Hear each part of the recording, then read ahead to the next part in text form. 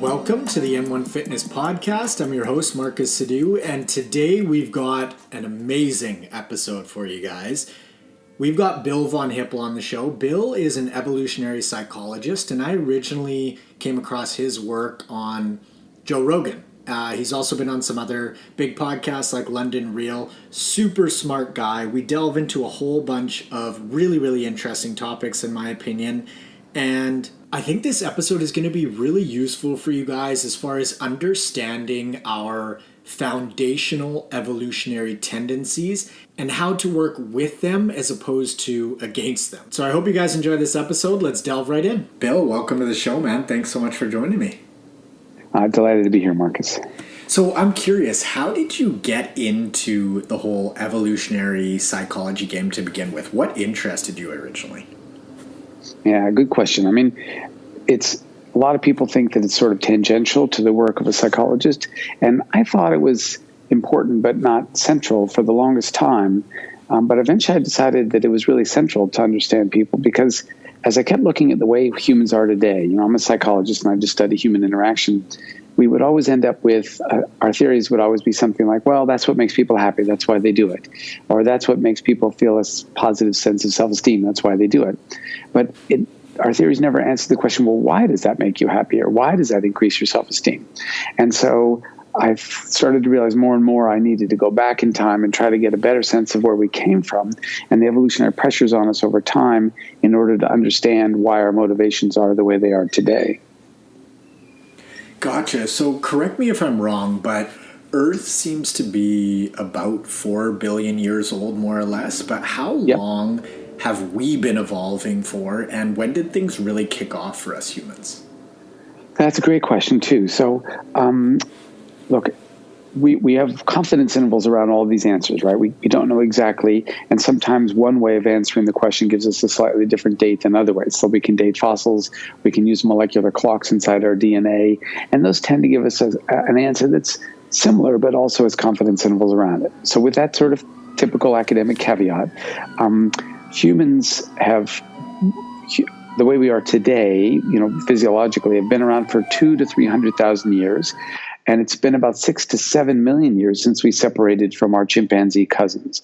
So over the last 6 to 7 million years, we've been sort of, in fits and starts, moving away from what chimpanzees look like today toward what humans look like today. And basically, if you ran into somebody, the earliest Homo sapiens 200,000 to 300,000 years ago, they would look a tiny bit different from you and me, but you would have no question immediately identifying them as human. Gotcha. Okay, so you said that we evolved essentially from chimpanzees. So your book, The Social Leap, goes into some of this stuff. It's fascinating. So how exactly did that transition happen from, say, going from the trees down to land and going across the savannah and all that good stuff? Yeah, sure. So the 6 or so million years ago, the Great African Rift Valley had been basically forming at that point, for about the last 25 million years.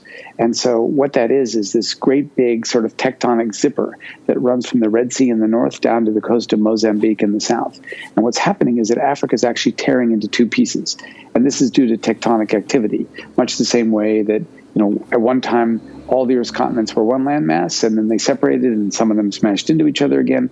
What's happening in Africa right now is it's tearing apart with this sort of Somali plate moving to the lower right and the rest moving to the upper left. The consequence of that is all this tectonic activity in the Great African Rift Valley and then increasing elevation on the land on the right-hand side on the east. And that increasing elevation in Somalia, in Kenya, in Tanzania, and Ethiopia, basically over the last 30 million years has been drying out the rainforest as each piece of land slowly gets elevated. The end result is that by 6 million years ago, essentially there were only small patches of rainforest left and not enough to maintain our sort of chimp-like ancestors who were living still in the trees at that time. And so essentially they were just forced out of the trees by the trees drying out and disappearing and that land being replaced by savanna. If we look at the few chimpanzees who live in savanna today, we can see the kinds of ways that they lived, and it works. And it's acceptable, but it's really about skulking around the margins and no longer being the dominant predator that they were in the treetops. So it was really a massive change for our chimp ancestors, and how they adapted to that change is sort of a lucky chance-filled story that ends up with us.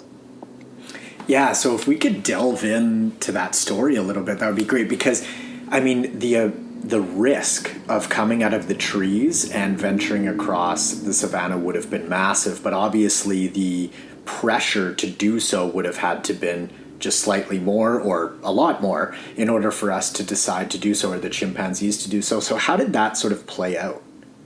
Yeah, that's a great point. So on the one hand, chimps don't want to leave the trees because they're at risk when they do. In the trees, especially when they're in groups, nobody predates chimpanzees, not even leopards who quite like to eat chimpanzees will try to attack them when they're in their groups in a tree because they're simply too fast and too dangerous. But when they're on the ground, they're slow, not compared to us, but compared to the big predators, and therefore they're susceptible to leopard predation, but they're also susceptible to animals that they don't even interact with in the forest, like lions, like hyenas, and at that time, even saber-toothed cats. So it was, a very dicey business to cross the savannah if you're a animal that's used to living in the trees. And what would force you out? Well, as the trees start to disappear more and more, they have less and less food available to them in the small stand of trees that they're still stuck in. So in the end, they kind of have a choice: starve to death in these very small bit of trees that we still have left, or venture down onto the ground and look for food elsewhere, look for foods even that they're not used to eating. And so, as you point out, it was an enormous pressure, basically starvation, that pushed them out of the trees. And then if we look at how chimps do it today, when the chimps in Senegal, some of them live in the savannah, they basically skulk around the edges. They stay really close to the trees. They always have an eye over their shoulder. They live in slightly larger groups to try to keep more eyes out for predators. And so basically they're in a constant state of fear rather than being in a constant state of, this is my territory, things are good with me, I can throw my weight around however I'd like. And so that basically progressed for, essentially that story seems to have been the case for the next 3 million years until we get to Australopithecines. And by the time we get to them, we now see an animal that's bipedal, by which I mean it walks on two legs and it can stand fully upright. Our chimpanzees, chimp-like ancestors and our current chimp cousins, they have their knees can't lock, their hips can't go fully straight, and so they can't really stand upright. But by 3 million years, you now get to an animal that can stand upright, and as a consequence, its sort of body is stretched out a little bit, and its body has become a little bit more lateral in the way it deals with the environment. Rather than going up and down trees all the time, so with vertical musculature, it's dealing with the world next to it. And so it's got more side-to-side muscles. And those changes in our body type were really just changes to adapt to living on the ground. But those changes then led to what's the single most important invention in military history, which is the capacity to kill at a distance.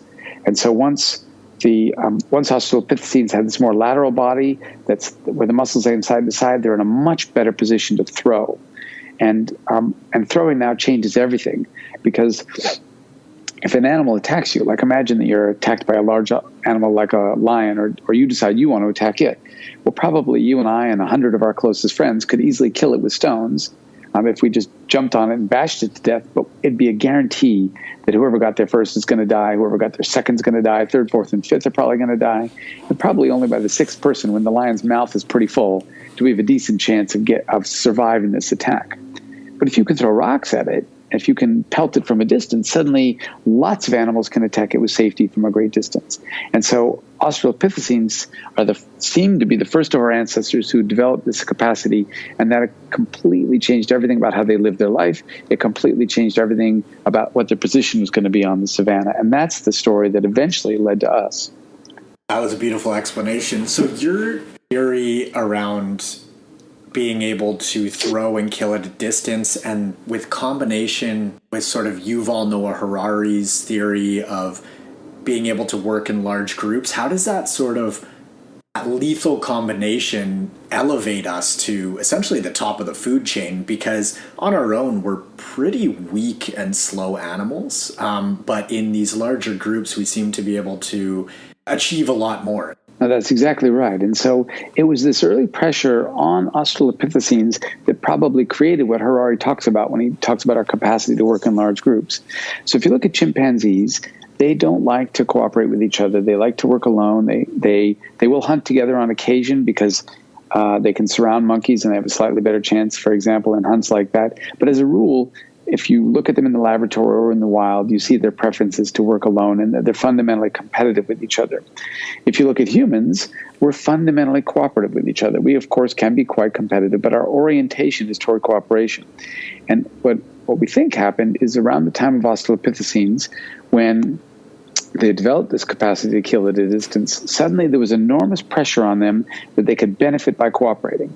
So prior to their ability to throw, when attacked by a leopard or a lion or a hyena or whatever, their best chance is just scatter. Everybody run for the trees. Now, if they do that, given that they're slower than their predators, they know someone's going to die, but probably whoever it is, hopefully won't be me kind of thing, right? So they have a decent chance if they just run of surviving it. If they try to attack the predator, well, lots of them are going to die, so that's not a good deal. In contrast, once they develop the capacity to throw, now if one of them throws, well, still that's not a good thing, because one Australopithecine throwing stones is going to basically end up in the stomach of a slightly annoyed leopard or lion. But if they could cooperate and all throw together, suddenly they've got this emergent property of the group, which is that now no one's going to die because they can literally drive away almost any predator that's out there. So it suddenly becomes in everyone's best interest to cooperate and not to head for the trees as fast as they can. And so I don't know how long it took for that realization to dawn on them. I don't know how long it took for their minds to evolve in a way that cooperation became more natural for them. It could have taken 1 million tries, right? We don't have, unfortunately, any clear data of what happened behaviorally. But somewhere along that time, they would have realized, boy, when we all work together and we cooperate and we throw, we're much safer. And those animals who happen to have that predilection would have survived this process more readily. And that's exactly when we see our brain size start to take off. And so the idea here is that as we gain the capacity to throw, and therefore we gain some benefit by cooperating beyond what we already had in cooperating in small ways, we gain some massive benefit. That would have oriented us much more toward each other, made us much more interdependent with our groups, and that interdependence now gave us greater advantage if we got smarter, because now we could start developing, for example, division of labor. We could start planning for the future. We could start doing all sorts of things that led us back to where we are today, being back at the top of the food chain.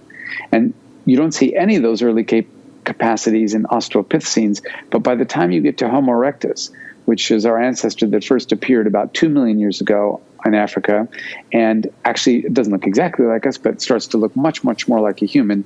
Now you can see that they could plan for the future. They had division of labor. We can see that kind of thing in the fossil evidence. And so by that point, you got into an animal that was probably, or that the data seemed to suggest was fundamentally much more cooperative. And of course, their brains were growing massively by that point in time. And then eventually that leads to us. So how does the evolution of language fit into all of that? Because as far as people cooperating in big groups, you'd imagine that they'd need some sort of way to communicate. So how do you think that language fits into that story? Yeah, great question. Unfortunately, we don't have a clear answer. We do believe that their communicative abilities would have steadily improved as they got smarter. And so if you look at the chimpanzee, it has about a 380-gram brain.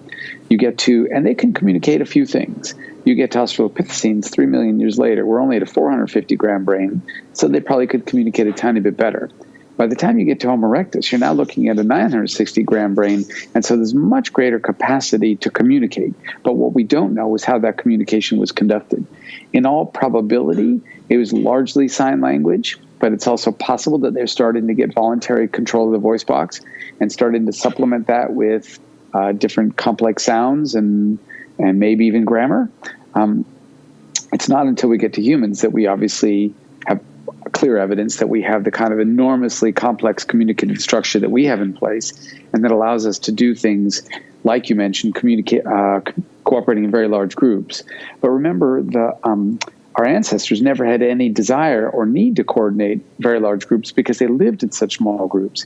It's not until agriculture 10,000 years ago, and then the first cities at 5,000 or 6,000 years ago, that you see large groups getting together and the need to cooperate beyond the sort of very small groups of 20 to 50 to maybe as high as 75 members of your group that we would have lived in the past.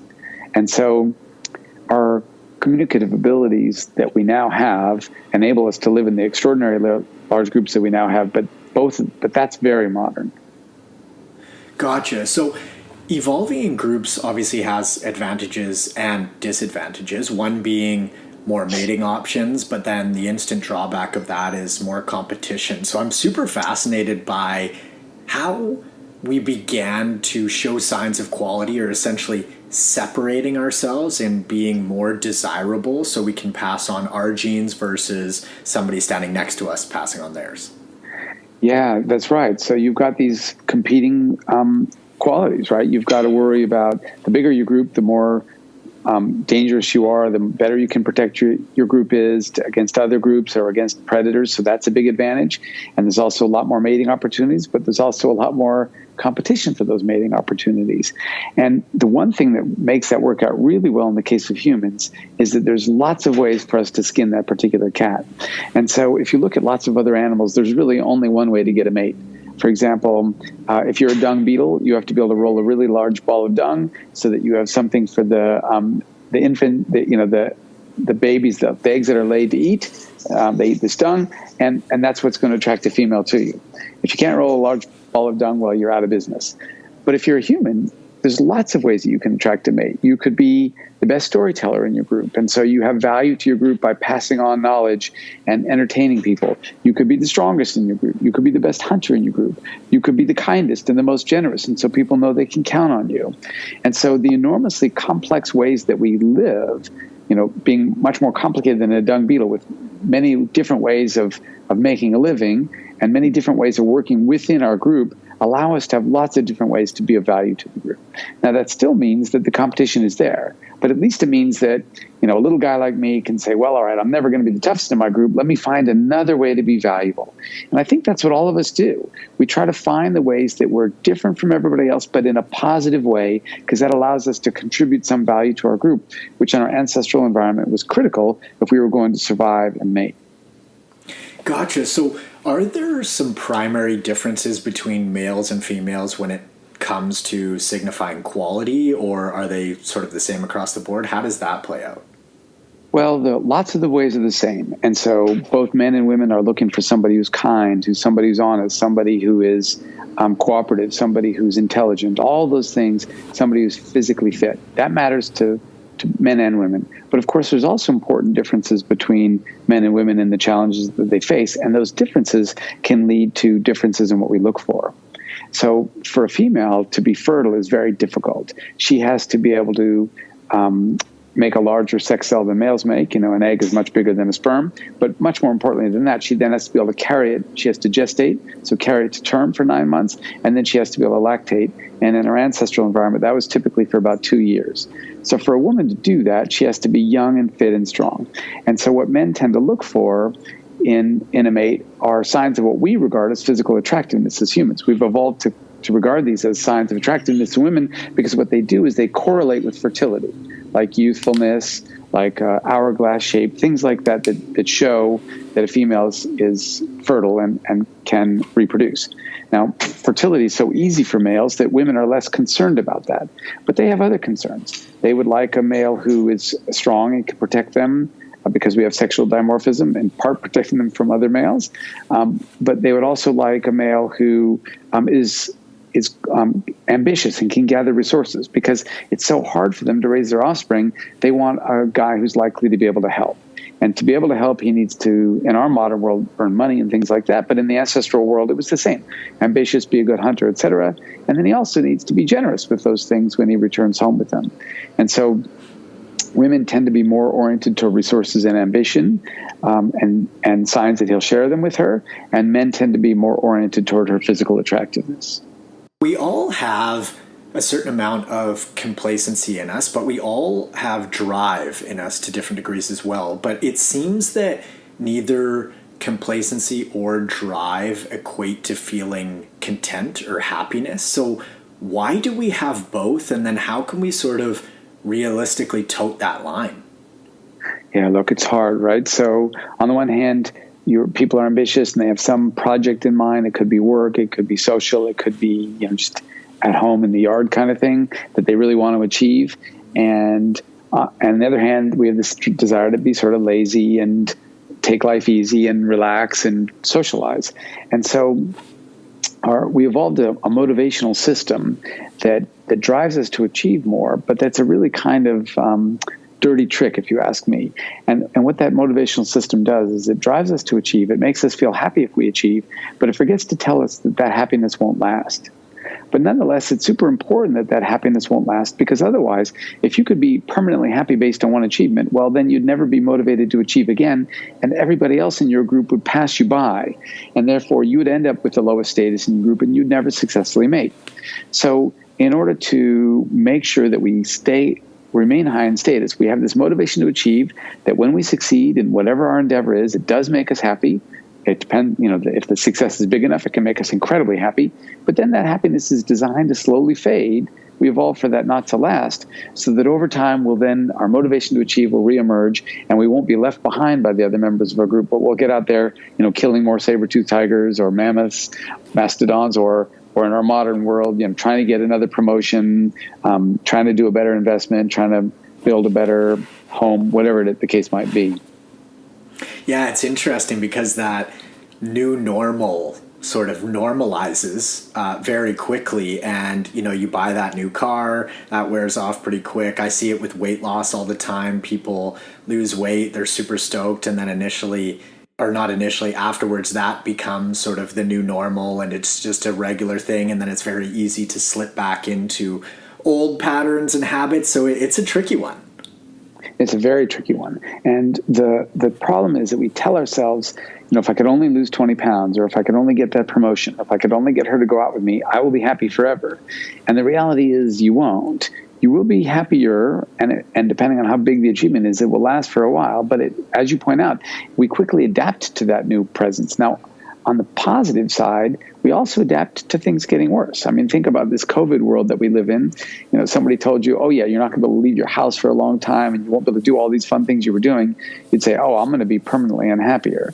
But if you look inside yourself, I don't think most of us are permanently unhappier. We've adapted to the sort of living in our own little zoos, and we're probably about as happy as we were before.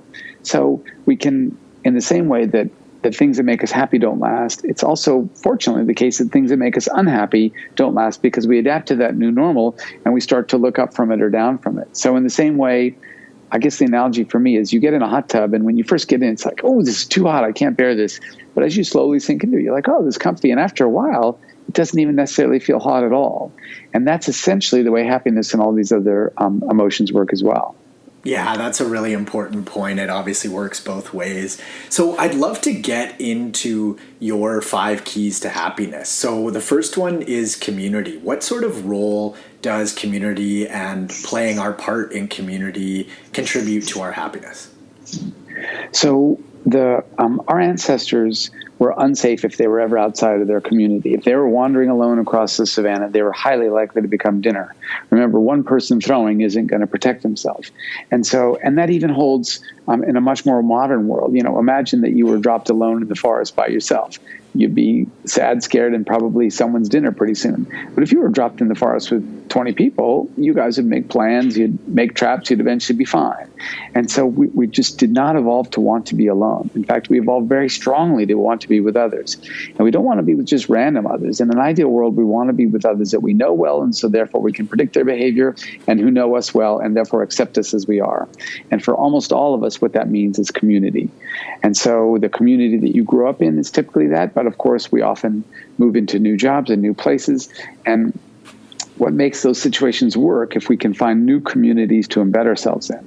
Now, sometimes they'll be work-based, sometimes they'll be hobbies or whatever, but the key is, A, find a community that makes you happy, and B, if you physically have to leave your community behind, trying to retain those contacts as much as possible so that you can retain that feeling of connection. When people lose that's one of the most fundamental things. It's super hard to stay happy. Do you think the classic introvert, extrovert labels are malleable, or do you think those are somewhat fixed? Well, the data suggests that they're about 50% inherited. So your tendency to be extroverted or introverted, in fact, is a little bit stronger than that. On average, things are about 50, but extroversion is a bit higher. So those And those tendencies are strong, but they're also, what they really are fundamentally about is how much do you like to be around lots of people you don't know well. And introverts tend to prefer to be with smaller numbers of people and people they know better. Extroverts tend to prefer to be with larger numbers of people and they're quite content with people they don't know well, although that's not necessary. But they find, going to a party and meeting new people is something that seems exciting to an extrovert and seems daunting to an introvert.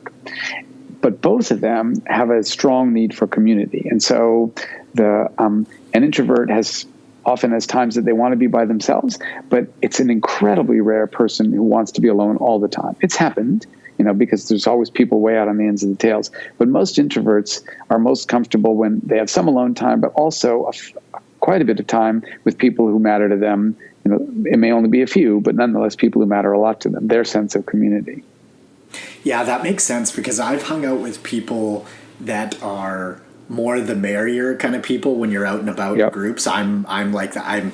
I'd love to be inclusive and stuff like that. And then I've also hung out with people that say go out with a group of 4 people and only want to talk to those 4 people and keep it within that group. So would that class of example of an introvert versus an extrovert? Yeah, definitely. So if having other people join your group at the bar or the party or whatever is kind of a bummer, rather than, oh, that sounds like fun, that's a sign that you're more introverted. Now, of course, it depends on the group you're with. If you're just getting back together with your old mates from college and you haven't seen them in years, you don't want randoms joining you. And so that's not really an extroverted, introverted thing. And then the other side of that coin is, as we get older, we tend to get more focused on the people who really matter and less focused on people who we might be perfectly friendly with but aren't as close to us. And so that's a general life pattern that happens. But in the context of going out at any one time, the more you just want to be with your small group of friends is a sign you're introverted. The more you would love to meet new people is a sign you're extroverted. Gotcha.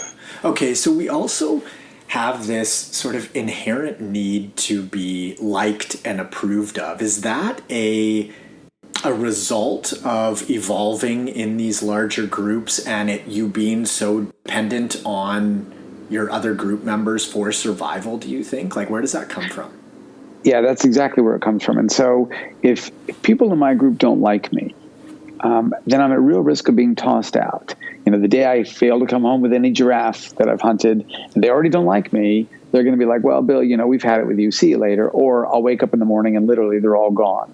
And so being ostracized is a death sentence for our ancestors. And that's why when people reject us today, it hurts so much. It seems to be physically painful when we're rejected because our ancestors who didn't mind being rejected, well, they're not our ancestors. They wandered off alone and then they got eaten. And so only those potential ancestors who were likable and who cared about being likable were the ones who the group kept around. And if the group isn't going to keep you around, you're not going to make it. So everything about our psychology has evolved with regard to that gregariousness, the fundamental importance of our groups. And the need to be liked is a really good example of that. Yeah, I think this is going to be so helpful for folks because it's actually wired into us versus, somebody thinking that they inherently need somebody's approval for some deficit that they have as a person or whatever. Yeah, it's definitely not a deficit as a person. We all need that. And the only difference between people who are secure and people who are insecure is the secure folks are confident they have it and the insecure folks are not. And so you can turn anyone into an insecure person if they start to get very conditional feedback about whether people like them and if they start to notice that they can't control whether they're being positively evaluated. So it's, feeling psychologically secure is super important, but where it fundamentally comes from is confidence that others around you like you and value you. Because if our ancestors didn't feel that way, well, it was important that they should feel bad. It was important that they should feel motivated to try to get others to like them, because otherwise they're at risk of getting tossed out. Evolution doesn't care about how you feel, except for the degree to which those feelings facilitate your survival and reproduction. And so if you're oblivious to people not liking you, well, evolution's going to be selecting against you. So would that sort of be the origin of certain emotions, like, for example, embarrassment and shame? So it would actually keep you from, being ostracized from a group because you behave in a certain way that is in accordance with that group? That's exactly right. So emotions like embarrassment and shame, we call them self-conscious emotions because they're emotions where you're reflecting on how others are evaluating the self. You're conscious of your position. Other animals can't really do that. And so if I want to do something, I can simulate in my mind how it's going to come out. And then I say, ooh, that's going to be really embarrassing. So I say to myself, gee, what I really like to do is at halftime in this NBA game, go out and challenge one of the other players to one-on-one. And then I simulate getting crushed or, in truth, not even being allowed out on the court as they shove me back in the stands and being embarrassed in front of my friends. And so I don't do it. And I don't do it even if I might really want to do it because I know what the consequence is going to be. Well, other animals don't have that advantage. They can't simulate it, imagine the shame or embarrassment that they'll feel, and so they'll engage in these behaviors, which could be very costly to their position in the group. So this is a big advantage that we've gained with this huge brain of ours, is our capacity to simulate that. Now, of course, you might say, well, that doesn't feel like an advantage. Being embarrassed is aversive.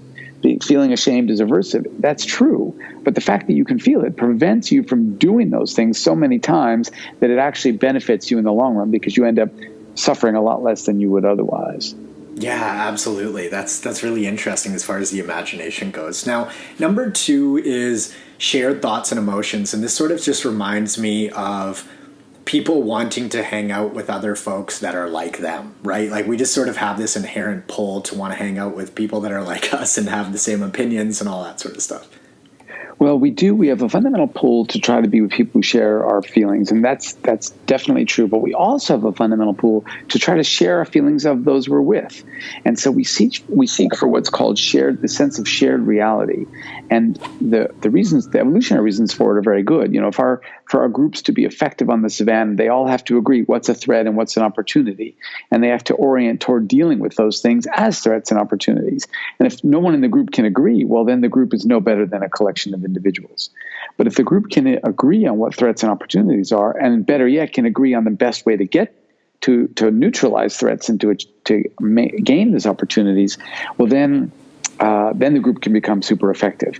And so humans are the only animal on the planet that's evolved a fundamental desire to know what each other are thinking. We constantly want to know what other people in our lives think, and we want to share our thoughts with them. And so an easy example to think of is when you're partnered up with somebody and you work elsewhere from each other, you come home at the end of the day, it's super common, well, tell me about your day. And so what did you do? And how did that go? At one hand, that's a totally trivial activity. Why do you care so much about each other's day while you're apart? But on the other hand, it's actually reestablishing a sense of shared reality, a reconnection that lets you know what are the threats and opportunities that they faced and allowing you to come on the same page. And so long as we can do that, so long as we can agree and get on the same page in the end, it's a strong bonding process. Now, if we fail to do that, if they see something emotionally one way and we see it as another way, well, we've evolved to find that threatening. And neither side likes that. And so if over the long term, two people can't see the world in the same way, they tend to go their separate directions. In the same way, over the long term, if two groups can't see things the same way, they tend to split apart. And of course, you see that all over the world, but politics right now is a really good example of that, where particularly in the U.S., these political tribes are at each other's throat all the time because they just fundamentally don't see the world in the same way.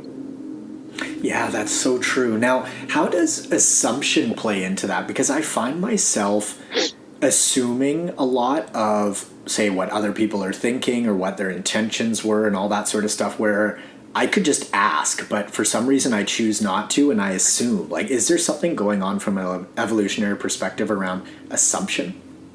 Well, we're actually really good assumers. It introduces error, of course, but humans are really good at what we call theory of mind, or reading other people's minds, reading their intentions from their behaviors. Other animals don't do this so well. Chimpanzees can do it a tiny bit, but we do it superbly well.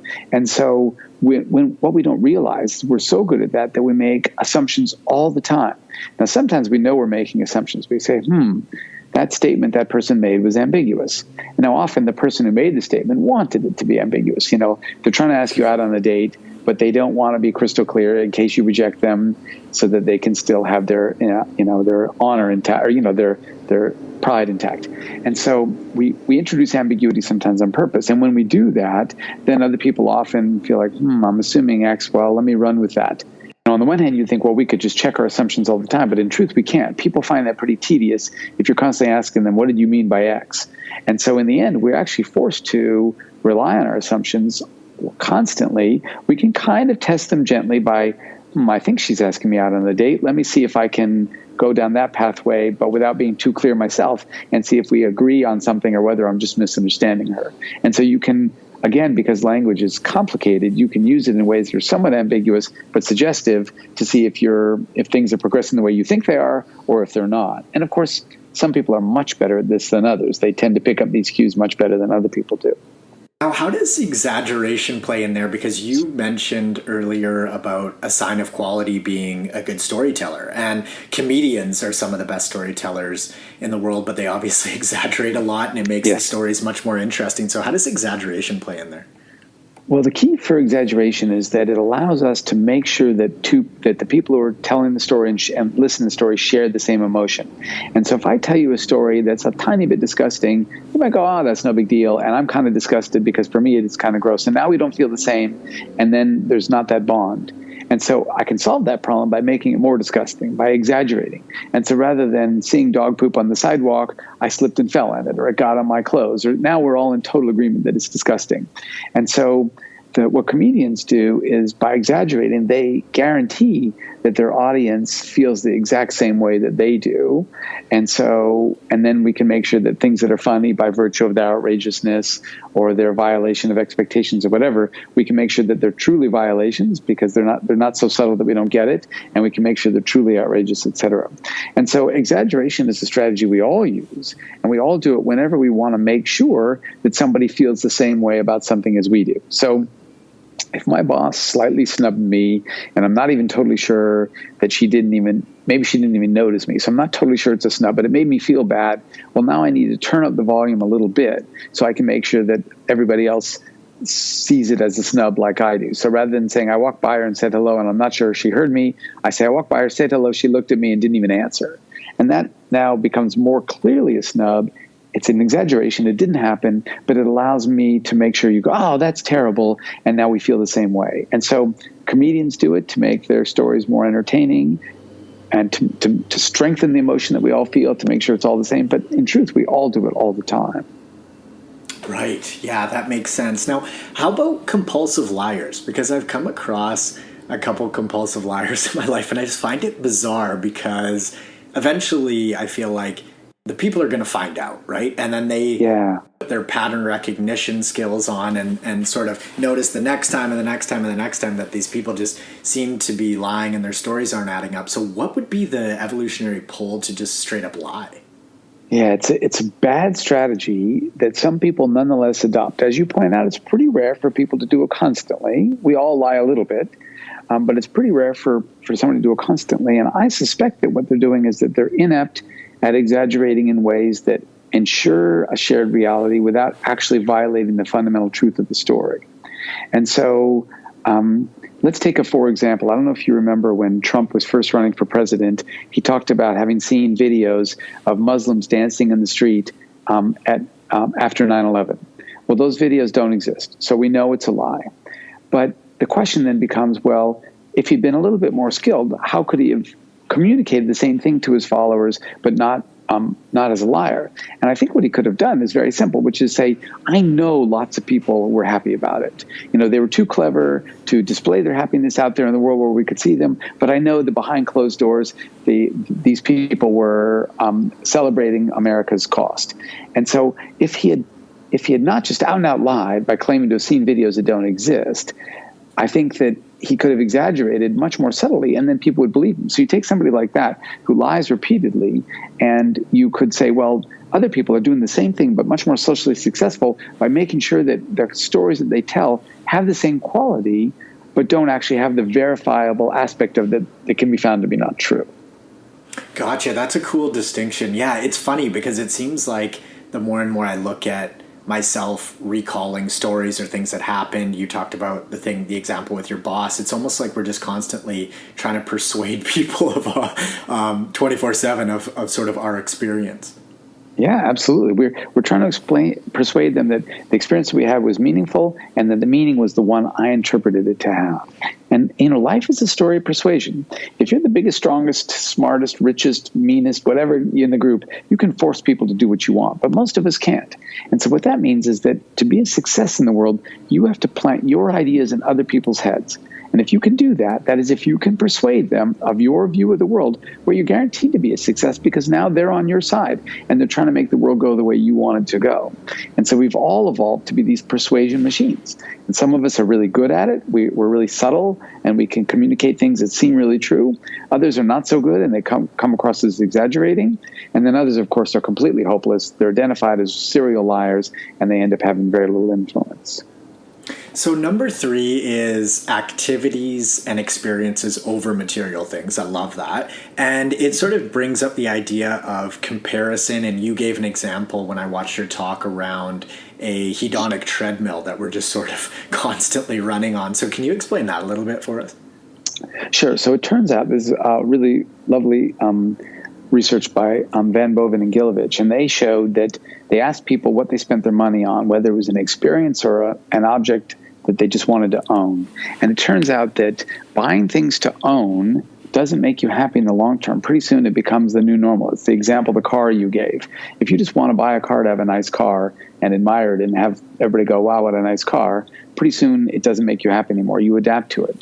But you can take that exact same thing. Imagine that you bought that car because you love to drive quickly through the winding mountain roads where you live. Every time you get in your car and do that drive, you're going to be happy. That experience is going to make you happy. And so it turns out that experiential purposes make us happier than material purposes. It also turns out that holds even when the experiential purpose is really a temporary one. And so the example that I remember being quite surprised in my own life is I always felt that buying fancy vacations is so indulgent. Like, it just seems like what a waste of money. In 2 weeks, it's going to be over. And so when I was in grad school and totally broke, some of my old friends talked me into going to Aspen with them on a ski vacation. Well, I had saved up enough money to do that, but I'd been planning to use that money to buy a new couch because literally the only couch I owned, I had rescued from the side of the street. And it was a disgusting object that Lord only knows what lived inside it. And so, my friends talked me into it. I went to Aspen. I was feeling really guilty even as I went to the airport, like maybe I ought to have a new couch. But in truth, I still think back on that trip to Aspen and how much fun we have, and it still makes me happy now, 30 years later, whereas that couch, well, it's a guarantee that if I bought it, first of all, my wife would have got rid of it when she met me, but second of all, it would be long gone. And so the reason for this is, again, it's this notion that we end up, a lot of times we buy objects in order to get in the status competition with others. And the problem is that you can't win those status competitions because the whole country on average tends to get rich together at the same time. And so if you look at our lives now, if I look at my flat screen TV and the fancy things that I have in my existence, compared to when I was a little kid and I had this cruddy black and white TV that barely worked, well, I ought to be a ton happier. But in fact, the data show that people aren't. That as a country gets richer, it doesn't get happier, even though people are buying nicer stuff. And what that tells you is that what people really want to have is not nicer stuff. They want to have nicer stuff than everybody else. Because it's only possible when you're rich in a country that's not as rich as you are, you do tend to be happier. But as you get richer along with everybody else, you don't. And what that tells us is the junk we own doesn't really make us happy. It's really status that we're jockeying for. And the only reason status really matters is because of mating. We need to be near the top of our group or at least not near the bottom if we're going to attract a partner. Right. So it's tricky because the status or resources are a sign of quality in one sense, but then on the back end, they actually don't make us happier. So I feel like it would be easy for us to sort of fall into that trap. Super easy. And that's why we call it a hedonic treadmill. We just keep thinking, boy, I really love my new TV. And then after a while, you're used to it. I need a bigger TV, or I need a better sound system, or now I need to get a better kitchen or a new car. And so our ancestors, I don't think, would have been on this hedonic treadmill, because if I have the best arrows in the group, so to speak, I'm the best arrow maker. Well, I'm in a very small group and I'll probably always be the best arrow maker. But I promise you, no matter how fancy my car is, when I drive down the street, I'm going to see a fancier one. And that's just going to make me unhappy to the degree that I decide that I'm going to jockey for status by the things that I own.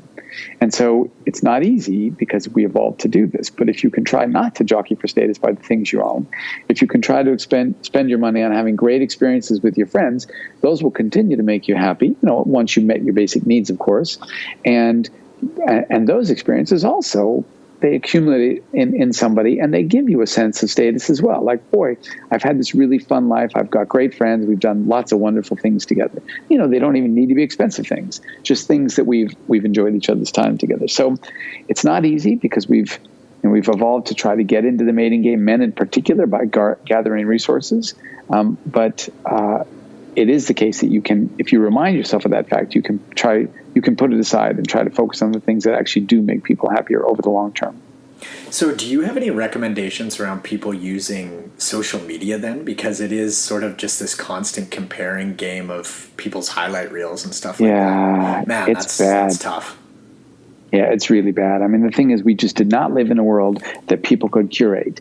And so in my ancestral past, you lived in the hut next to me, and I heard you when you had that horrible case of diarrhea, and there you were, suffering, and I knew it. I knew it was happening, and you were not able to put on your best face to me. And the next day when you came out looking better and cleaned up, well, I'm happy that you're looking better and cleaned up, but I know who you are, and I know the bad things that happened to you.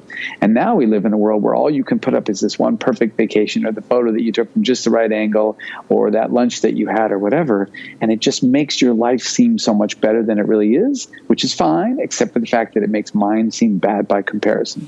Because unfortunately, this status jockeying, the way it works is that we look at others around us to see if we're performing better or worse than they are. And we feel happy when we think we're doing better, and we feel sad when we think we're doing worse. And what social media allows everyone to do is just put up the few best bits and bobs of their life, and then you can say, uh-oh, my life isn't as good as that. I was on the toilet all morning with terrible diarrhea, or whatever the heck it was you were doing. And so it's really hard to escape that cycle. And I have to admit, I don't know a solution to that.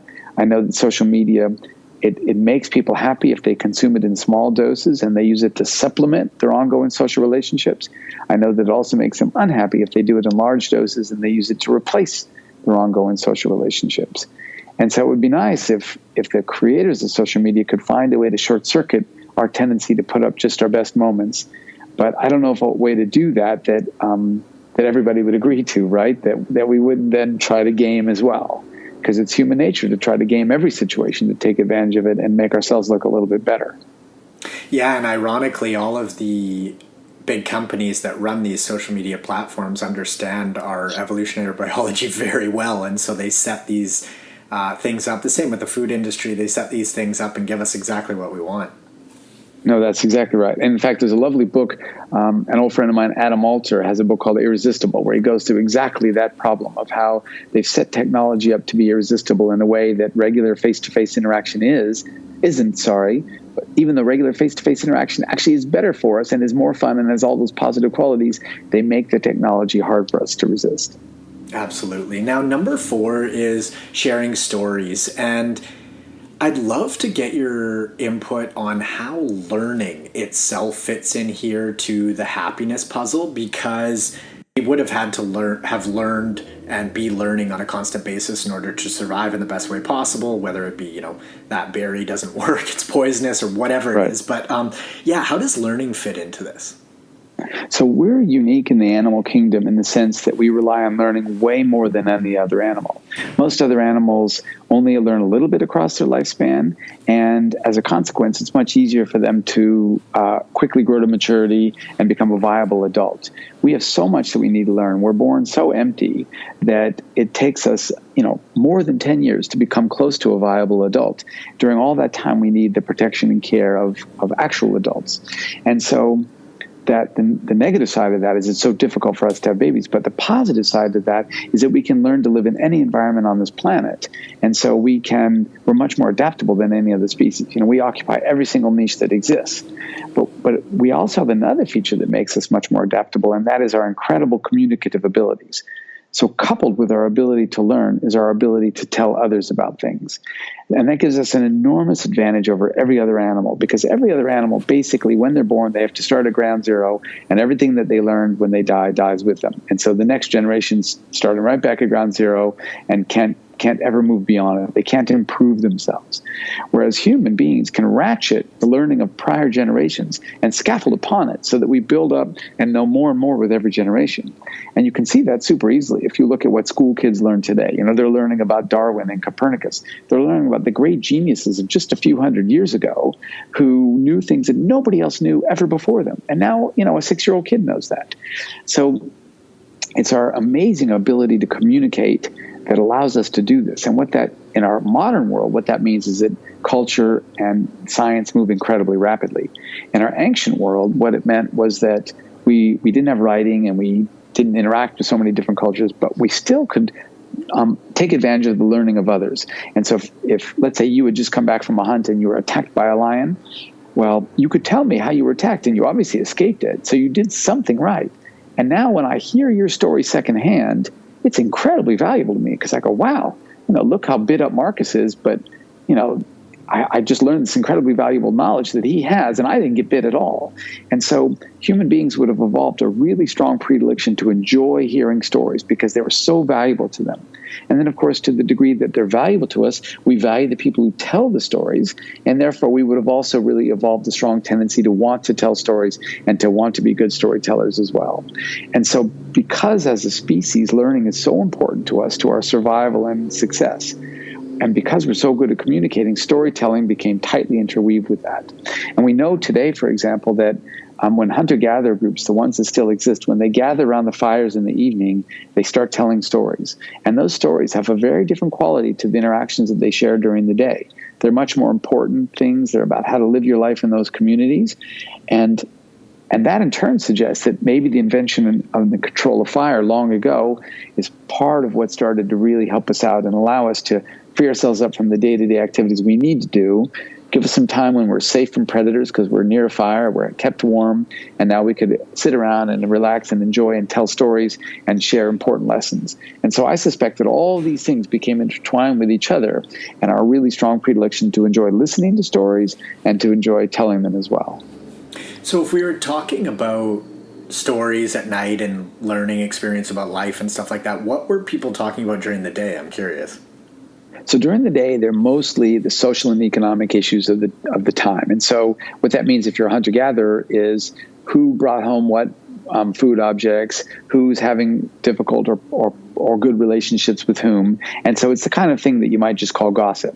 So, oh, did you see what so-and-so killed? Oh, good, we're all going to eat like kings tonight. Or, oh, so-and-so came out home empty-handed. And that's economy. And then, oh, did you see that so-and-so's now seems to be moving in with so-and-so where they're really flirting together? And so now you know, oh, that looks like they're becoming a couple. And those are important things to know. You need to know about the economy, and you need to know about the sort of different ways that coalitions are forming in your group. But they don't tell you the big picture things. How do you live your life? How do you avoid important risks? And how do you get important opportunities that happen to exist in the culture in which we live? That's fascinating. Now, we can pass on these stories via language and documenting them and all that sort of stuff, but it also seems like we have this inherent need, or at least want to experience and make our own mistakes. Like nothing quite feels as real as like messing up yourself. Like, you know what I mean? So to what degree does that play in versus somebody just saying, hey, I learned this, don't make this mistake, and us actually following through with that? Yeah, that's a great example. And so when somebody tells me how they nearly died, I think, ooh, I want to avoid that. But when somebody tells me how, well, that didn't work out so well and I was embarrassed or whatever, I think, maybe I could do better, or I'd like to try that and see. And so when we're going to do something new, we're super keen to see how it went for other people. But just because it went poorly for them doesn't necessarily stop us. We then gather that information, we integrate it into how we perceive our own abilities and proclivities, and then we decide, well, is that going to work out well for me or not? And so I might have a dream of going up Mount Everest. And so everybody who comes down, I read their stories and or blogs or whatever they've done, and I try to make decisions on how I could best do it. Now that's still, maybe it should stop me. Like maybe I'm just not a good enough climber, and in truth I'm not. But let's just say for the sake of argument that I decided to go up anyway. I still gathered as much information as I possibly can, and I've prepared myself as best I can. So I've taken advantage of the stories that people have told me. I just maybe still make a wrong judgment, which of course is human nature to make mistakes. It'd be very unusual for me to say, well, I'm going up Everest and I'm not going to read anything anyone's ever done because I just want to see what it's like when I get there. Humans tend not to do that. They tend to want to be prepared. And the bigger the challenge, the more they tend to want to be prepared. If it's a little challenge, like, oh, we're all going to go out to such and such rock and hop 20 feet into the ocean, I go, okay, cool, let me just go. I don't want to ruin it by watching it on YouTube first to see what it's like. I want to experience it. But when the challenge gets bigger, we start to become more focused on preparation, even if in the end we make what may or may not be the right judgment about whether we should do it. That's a great example. And the statement that you made around the fact that we just make mistakes made me think of the fact that it seems like we're less tolerable of that fact that we make mistakes than ever right now, because people may have made a mistake. They may have said something. They may have done something 20 years ago or 10 years ago or whatever, and it's documented on social media, and all of a sudden this person's life gets completely turned upside down. They might get fired. They might, just everything goes to shit. So what are your thoughts on our inability to tolerate mistakes at this point? Yeah, it's a great question. I mean, the truth of the matter is that we used to live in a world where there was no exact documentation of anything. And so unless I said something very awful in front of a large group of people, there's no evidence that I said it. And now imagine that times have changed. And so what I said 20 years ago wasn't considered awful then, but would be considered awful now. Well, you could come back to me and say, hey, Bill, you said this horrible thing to us 20 years ago. And I go, A, I don't really recall saying it. But B, the version I said, I recall you laughing. And so, because it was all happened in person, we're equally guilty, so to speak. You didn't get on my case at the time for saying it. In fact, you seem to react positively, so you can't really get on my case now. Whereas if you got a video of me speaking to an audience, I say something that at the time was okay, and in our new world is ghastly, well, then I'm in deep trouble. And the truth of the matter is that society has changed in many, many ways for the better since I was a little kid. So the worst slur you could say to somebody on my playground in my elementary school or my junior high or even high school was to call them a negative term for being gay. And that was the worst thing you could say about somebody when I was a kid. I didn't know anybody who was gay, but the reality is I did. I knew lots of people who were gay, but they were certainly not going to tell anyone because their society was so negative about it. And so it's very easy to imagine that somebody would have used one of those slurs, in a conversation with friends or whatever, because in those days that's how everybody talked, and they were just ignorant about what, about the cost of what they were doing and the consequences of it, and they often didn't realize, well, gee, I'm making fun of gay people, and my best friend here is gay, right? So now we live in a world where that would be forever stored in some form of media because they had this conversation, they tweeted it or texted it or whatever to each other, and now it's going to really hurt them later on. And I think, look, I'm a big believer that people learn. We were just talking about that. And so I really hate this kind of cancel culture stuff where if you said something ghastly 20 years ago or even 20 minutes ago, I'm a big believer in you can apologize for it. And so if you did something, I'm not talking actually harming somebody physically, but if you hurt somebody's feelings by saying the wrong thing X amount of time ago and you feel bad and you sincerely apologize, I think that's the past. If you still endorse it, well, fine. You're not canceling somebody for their prior opinions. You're canceling somebody because they refuse to change with the times. And that's a different matter altogether. Yeah, that's a really great point, because there was a time in the past where, we didn't think that germs existed. And, doctors would go from handling dead bodies, cadavers, to handling babies, and they were wondering why the, infant mortality rate was so high. And so not taking into account the fact that, like you said, we learn is just unrealistic and just unfair, I think. Yeah, it's really unfortunate. And the thing is that I also promise you that as much as we might be tempted to be appalled by somebody's attitudes and behaviors in the past, when people look back on us, I promise you they're going to be appalled by us as well. And just to give one random example, when's the last time you walked by a homeless person without helping them? Well, it's very possible 50 years from now that'll be looked upon as if you used the N-word, or as if you made fun of gay people, or as if you did all sorts of things that we now regard as ghastly, but didn't 50 years ago. And so people who are tempted to cancel somebody out for their what they regard as inappropriate attitudes are forgetting that someday someone's going to regard their attitudes and behaviors inappropriate as well. And so for me, I think that it's super important that when we think about historical figures that we're trying to, should we pull down that statue? well, how do they look in the context of their time? Abraham Lincoln was a hardcore racist by today's world, but he was an out-and-out abolitionist by their times. And if you look at what Frederick Douglass had to say about him at the time, he was ambivalent, but he was fundamentally positive toward him. And I think that the notion that we should then get on his case because he doesn't meet modern standards is a foolish one. And I think that holds across any kind of spectrum. And so I hate to see people who cancel ideas they disagree with. I way rather, and I'm not even sure I said that properly before, what I'd way rather see is not canceling at all, but arguing. If you do things that I don't agree with, if you use terms I don't like, if you attack a group that I'm fond of, I'd way rather see people engage with each other about it and say, well, why do you feel that way? And is there any value in what you're saying or not? And can I convince you of the opposite, rather than just saying, let's deplatform you and refuse to listen to you? Because that's just, as an academic, that fundamentally goes against how we do our business. We need everyone to be able to be comfortable proposing whatever ideas they want.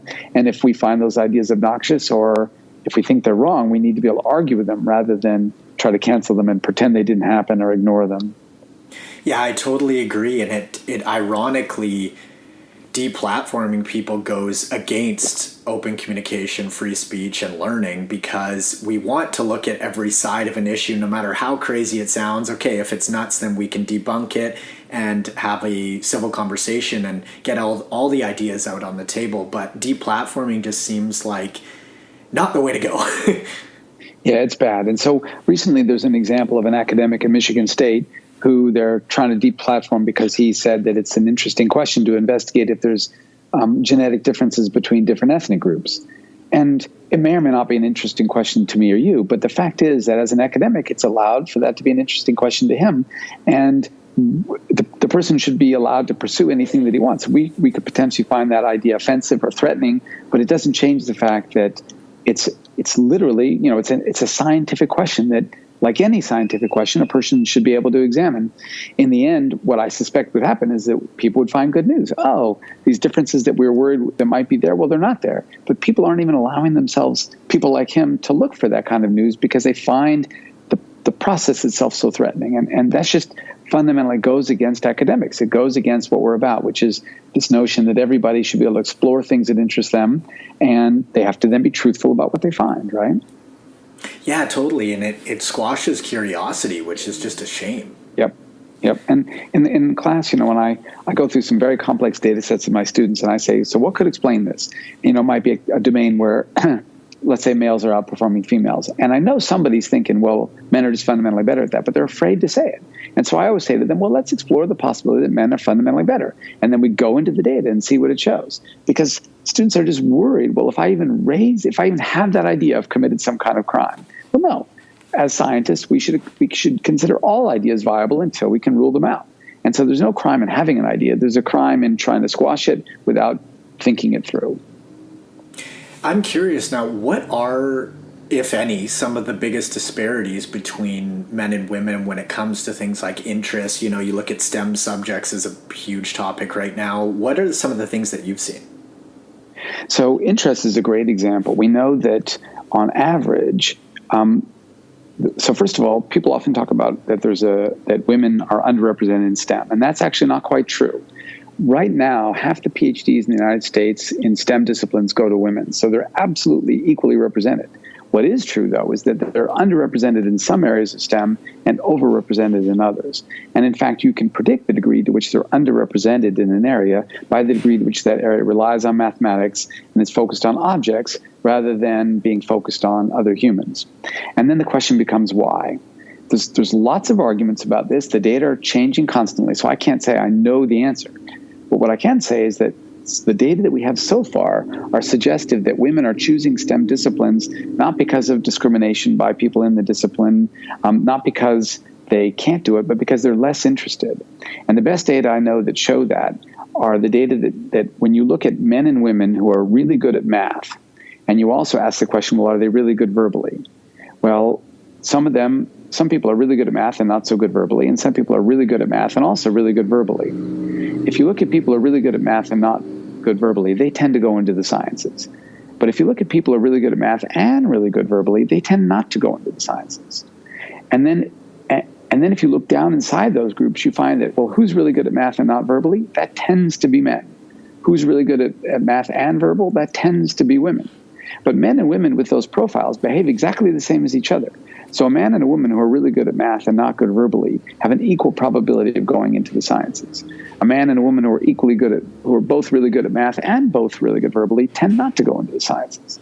So it happens to be the case that men and women have different ability profiles, and those ability profiles are associated with different interests, different things that they tend to pursue. Because remember, if you're really good at math, you can pursue the sciences whether you're also really good verbally or not.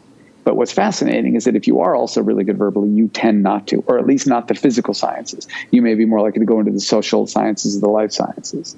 So I think that the differences in STEM, we've got all these programs all over the world to try to encourage more women to go into STEM. I think they're misguided. Now, I don't know. There could be data that come out tomorrow that could show me that I'm wrong. But when I look at the data that we have to date, they suggest that what's happening is that women are pursuing their interests. And you can see that there's country level differences that show that. There's lots of other evidence that shows that. And so trying to get somebody to do something they're not interested in strikes me as a waste of time. It's so important, brilliantly explained that, by the way, but it's so important to delve into the nuances of some of these stats, because when we hear these blanket stats thrown around and we just think, if we draw conclusions from those blanket stats, they can really lead us astray, because there are much more nuanced aspects of what goes into that stat than the stat leads on to begin with, if you see it on like a headline on, Washington Post or whatever. Yeah, that's the problem. And so if you look at the rate of female participation in the physical sciences and in computer science and engineering, and often the rates are down 20%, they're very low, like it's heavily male dominated. And you could think, oh, well, that's a sign of prejudice. These computer scientists and physicists and stuff must be being prejudiced against women. But if you actually look back into the early 70s, you see that was their rate of participation in the life sciences. Well, now there's more PhDs going to women in the life sciences out of the States than men. And so now we'd have to say, well, if it's really prejudice, we'd have to believe that somehow women overcame prejudice in the biological sciences in the 1970s and 80s, but can't overcome prejudice in the physical sciences in the 2020s. I find that super implausible, because I promise you that scientists were a lot more sexist in the 1970s and 80s than they are in the 2020s. So I don't think that there's microaggressions or other things are playing a major role in keeping women out of some areas of science. I think it's fundamentally their own interest. Now, again, it's a super complicated issue. There's a ton of data, and so new data come out on this all the time. And you always have to be open to saying, well, I guess I was wrong, because here's some new really compelling data that show the opposite. But when we look at the data now, following from the 1970s till now, what we see is that the level of female participation across all the sciences, the ordering has stayed exactly the same. In 1970, women were more likely to be in the social and life sciences than they were in the physical sciences. And even though that number was, comparing like 7% to 20, and now that number is comparing like 70% to 20. So the ordering hasn't changed. It's just the representation of women across the sciences has gone way up. And the fact that ordering hasn't changed, that the areas that women were least likely to go into 50 years ago are still the areas that they're least likely to go into, just suggest that they're not interested. And the final piece of that puzzle is that if you ask women about their occupational interests, they'll report that they're much more interested in people-oriented jobs. And if you ask men, they'll say they're much more oriented toward object-oriented jobs, things.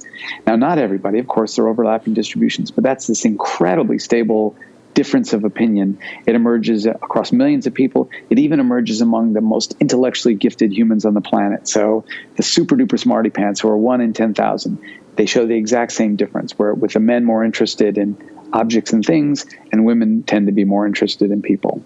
You mentioned that we may be misled in this whole thing with the STEM subjects and all that sort of stuff.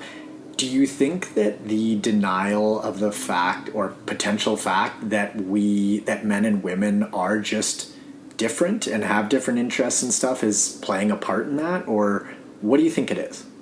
Well, we don't know for sure why men and women have different interests. There's some evidence that things like intrauterine testosterone might make a difference, but there's obviously lots of evidence about things happening in your daily lives as well. So I remember seeing a lovely study that showed that when little children are in science museums, parents are more likely to explain the issues that the exhibit is trying to show to their sons than they are to their daughters. And mothers are even more likely to do this as well, although fathers show a slightly bigger bias toward their sons than mothers do. What we don't know is, well, are they doing that because their sons have shown a stronger interest in understanding that than their daughters do? So, parenting is a two-way street. And we often forget that kids have a huge influence on what we do with them because they have preferences too. And so then the question becomes, well, how early do these preferences get shown? Are they being shaped by society and parents? The data suggests they're probably not. We have far fewer STEM graduates in highly gender equal societies like Scandinavian societies than we have in highly gender unequal societies like some in the Middle East and elsewhere in South Asia, where we have lots of gender inequality, but women are far more likely to go into STEM fields there than they are in Scandinavia. And so there's, when we look for evidence that women are being pushed into certain fields or pushed to like certain things, sometimes we see it, but often we don't. And I'd say by and large, it's harder to push people's interests around than you might think. I think that potentially the distinction between equal opportunity and opportunity of outcome, or what's that distinction? Yeah, you're absolutely right. Opportunity, an opportunity to pursue something, and then an equality of outcome are two very different things. You want equal opportunity to pursue anything. You would never want to have a society or an institution that said, well, members of Group X can't do this or have fewer chances to do this than members of Group Y. But just because that you don't get equality of outcome doesn't mean you don't have equality of opportunity. And so the fact that we have far fewer women programmers and far fewer women, electrical engineers and things like that doesn't mean that they don't have equal opportunity to do it. They may have equal opportunity and just be choosing not to. We have far more men in prison than we have women. We have far more men, in boxers than women, et cetera. Does that mean that women don't have the same opportunity to go to prison that men do? That they don't have the same opportunity to become fighters that men do? Well, no, they typically are less inclined to engage in the activities that get you in prison or that make you become a boxer. Fascinating.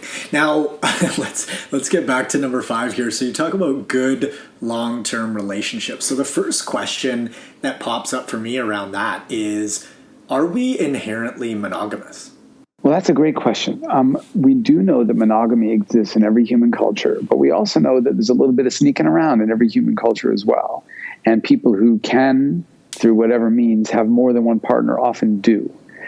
And so what I would say is that that the data suggests that humans are basically monogamous, but with a little bit of noodling around on the edges that either manifests itself in the form of sneaking around and having extra partners, or having short-term monogamy, where you are monogamous for a little while and then you become monogamous with somebody else. And when you look across most human societies, basically what you see is a blend of those three things. Some people engaging in long-term monogamous relationships, some people engaging in serial monogamy, and some people engaging in not quite monogamy, sort of a bit of sneaking around. And that seems to be some blend of those is the most common pattern. And what that suggests is that on the one hand, yes, we benefit a lot from monogamy, but on the other hand, it's not easy to maintain a perfectly monogamous relationship. Yeah. Now, how does opportunity play into that? Because, for example, if you take a very good-looking male, let's say a model male, is he more likely to not be in a monogamous relationship because chances are he has more opportunity to go out and experience more women, in a sense? Or do you know what the research says on that? Yeah, the opportunity is everything. And so we can kind of laugh at like these famous celebrities who keep divorcing many, many times and think, oh, they're not as stable as I am. But the data suggests if we were famous celebrities, we would do the exact same thing.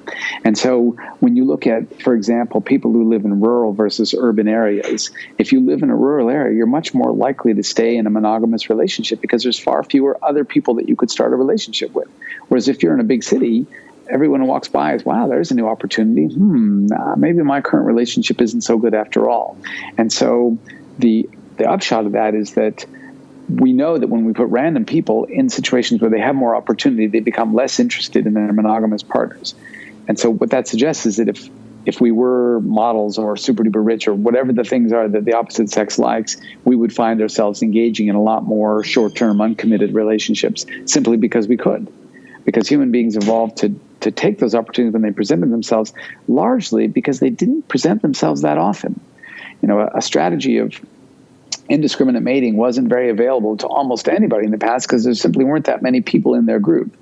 And as a consequence, the safest, best strategy tends to be monogamy. Pair up with somebody, stick with them, help them raise the kids. That gets your children to reproductive age and it passes on your tendencies. But now we live in a world where literally if I'm, Brad Pitt, I don't ever have to marry anybody, and I could have a gazillion kids if I want to, a gazillion relationships. We didn't evolve to want to have kids. We evolved to want to have sexual relationships, and then, of course, kids inevitably followed in our past. So I can enact that world. I can live that world if I want to, if I'm sufficiently good-looking or famous or rich. And the data suggests that when people are, that's pretty much what they do. Not all of them, of course, but most of them. That's a really interesting distinction that you made around us having an inherent want or need to have sex, but not necessarily have kids, because some people have it, or I've talked to people that have it in their minds that they, were born to be a mother or born to be a father, and they've always wanted to be a parent. So you're saying that it's actually the drive for us to want to have sex and experience pleasure, not actually have children. Well, I would say two things. There's individual differences in how much we want to have sex, but most people have a very strong desire to have sex. And then there's individual differences in how nurturant people feel. And so when you look around and see other people raising their kids, if you're really nurturing people and you love children, that's going to manifest themselves in, I have a strong desire to have children. Our ancestors, though, if you go back far enough, they had no idea that having sex was even correlated with having children, right? Because it's not a very strong correlation. It happens way later in time. And so you get lots of early societies that have completely mistaken theories about how that works. So we know that we didn't evolve to have a desire to have kids. We evolved to have a desire to have sex that almost all humans share. And then we evolved a tendency to feel nurturant to those little babies that came along as a consequence. Now, females probably evolved to feel more nurturant than males because the bond was more important for them. And we also know that nursing itself and birth will both release oxytocin, which is a bonding chemical. I know in the case when my son was born, it took me literally months to feel bonded to him. I cognitively knew I loved him the moment he came out, but I didn't feel it. Whereas my wife felt it very, very quickly. And that's that pregnancy and lactation, which releases oxytocin and creates that strong mammalian bond system that just took me as a father a lot longer. Now, once that system started to work with my second child, it went faster, but it's still the same thing. And so there's a real separation. I could be a very non-nurturing person. I could dislike kids, but the way that we evolved is once I have my own, I'm going to bond to it just by virtue of constant skin-to-skin contact, if I'm a woman, by nursing, etc. So evolution solved that problem, even though there's big individual differences in what we now decide to do, because, of course, we have birth control and we can completely separate sex from how many children you have. Right. Yeah, I remember having it explained to me in sort of a funny way as far as the difference between men and women around sex and things like violence. So, for example, any man can walk into a bar, this person said to me, any man can walk into a bar and get in a fight relatively easily, and any woman can walk into a bar and have sex relatively easily, but if you reverse those roles, it's actually much harder. So what do you think about that? Yeah, that's a great way of explaining it. And so another way of thinking about it is how many wait staff, people who wait tables or bars end up going home and sleeping with celebrities. Well, if they're guys, it probably happens really rarely. But if they're women and they're highly attractive, it probably happens quite often. And so if you ask yourself, what's your chance of sleeping with a celebrity? If you're a guy and you're going to sleep with a celebrity, you've got to be a big deal yourself because you're trading something off. But if you're a woman, her interest in having sex is going to be 99% of the variance, right? And so, and again, this comes back to a theory that Trivers proposed back in the early 70s about parental investment. Because women put so much energy into creating an offspring, they're super selective about who they have sex with because it's so much of an investment that they're making. Whereas for guys, literally the minimum investment to have a kid is a teaspoon of sperm that they basically were going to make anyway. And so their investment can be so minimal that their standards tend to be much, much lower. Whereas, as you point out, men are much more competitive with each other. And of course, that comes around large part of that is competing for access to women, that it's easy for men to get into a fight, whereas women tend not to fight. And a woman who wanted to get in a fight with another woman, most women would be like, what do you want about? I don't have no interest in that. How do you think that birth control plays into that then? Because taking birth control makes it highly unlikely that you will get pregnant, and therefore women can have sex with less repercussions. So how do you think that, is there an evolutionary mismatch there, or what's going on? Yeah, part of it is a mismatch, so that women had to worry so much about who they had sex with in the past that even if it looked like fun, they thought, I'm not sure that guy has genes that I want in my family line if I'm going to put that much effort into it, or I'm not sure that guy's going to help me. Either of those things would get him to stop. And now they could say, well, I'm not going to have a kid with them, let's do it. But they still have to overcome this basic underlying evolved predilection to be much more choosy. And so you do have some women who are very non-choosy, some women who are quite happy to have sex with most anybody, but way more men feel that way. And one example of that is you can look at Tinder, and you can look at what's the chance that men and women are swiped right. And what you see is that very few men get swiped right by almost everybody, and then lots and lots of men are not swiped by almost anybody at all. Among women, it's shared much more equally. Men are far more likely to swipe right in general, and so what that means is that when women are on Tinder, there's almost always somebody swiping right on them. So you have this sort of system whereby female preferences are highly unequal.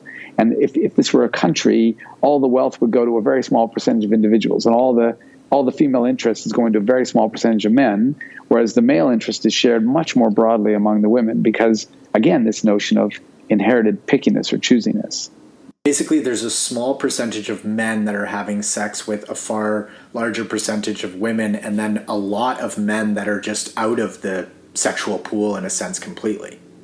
Yes, and this is this notion of incels, right? And so if you sign up for Tinder and you're a really good-looking guy, or you're sitting in your Ferrari, I'm not on Tinder. This came out long after I was married, so I don't quite know what the pictures tend to look like. But if you do that, if you signal that you're highly valuable, you get lots of women who are interested. If you don't have those signals, you don't. And in contrast, women tend to get men interested in them. And so if people use Tinder for different things, but if you're using it for sexual relations, you can already see that women are still being choosier than men, even in a world where that's what they're potentially looking for, and even in a world where they know they won't necessarily get pregnant because they're just simply not choosing most of the guys. That is absolutely fascinating and makes complete sense. Now, Bill, I could talk to you forever. Where can folks find the Social Leap, your social handles, and all that good stuff? Yeah, so unfortunately, I'm not super active on social media, but people can find me. The book is available anywhere. It's both audio and physical copy and e-copy, and that's Amazon or any bookstore. As far as finding me, the best place is just Googling me on the web. And so there's podcasts like yours. There's my homepage where my research is and stuff like that. And of course, people are more than welcome to get in touch with me. And my email and all that is equally easy to find on the web. So I'm not really on Twitter. I have an account, but I don't tweet very much. I mostly just follow people to learn information. So I'm not very good on social media, but on the old-fashioned stuff and on the research side, I'm very easily found. Amazing. I will link to all that stuff in the show notes, and thank you so much for taking the time to share your insights with us. It's just so interesting. Totally my pleasure. Great talking to you, Marcus. I hope you guys enjoyed that episode with Bill von Hippel. If you think that someone that you know might enjoy the information in this episode too, please feel free to share it around. I'd really appreciate it. It helps the podcast grow, and that way we can reach more folks with this information. If you're interested in personalized nutritional coaching and or workout design with me, you can head on over to n1fitness.com/coaching, or just click the link in the show notes below. Also, follow me on Instagram at N1Fitness and friend me up on Facebook at Marcus Sadu. Thanks for listening, guys, and I will catch you on the next episode. See ya.